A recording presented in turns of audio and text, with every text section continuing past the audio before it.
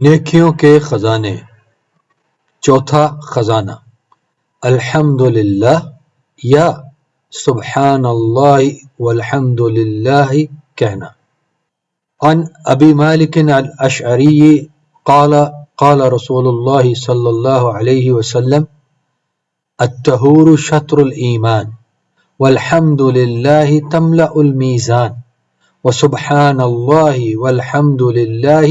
تملأان او تملأ ما بین السماوات والارض والصلاة نور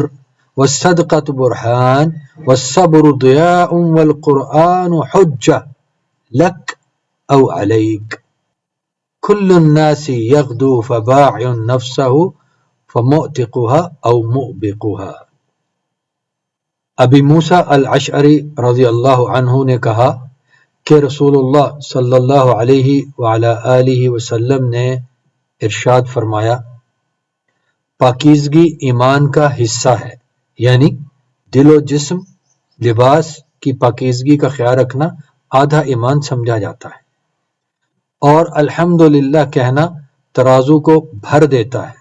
اور سبحان اللہ والحمدللہ کہنا بھی بھر دیتا ہے۔ یا یہ فرمایا کہ زمین اور آسمان کے درمیان کو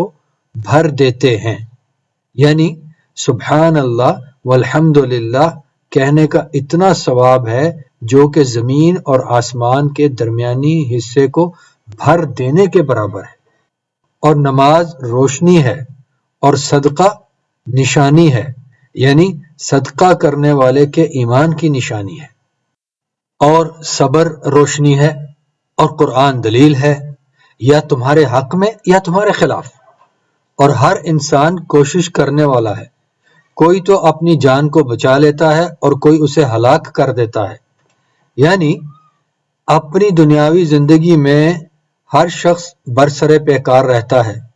کوئی تو گناہوں میں مشغول رہتا ہے اور اپنی جان کو ہلاکت میں ڈال دیتا ہے اور جہنم میں داخل ہونے والوں میں سے ہو جاتا ہے،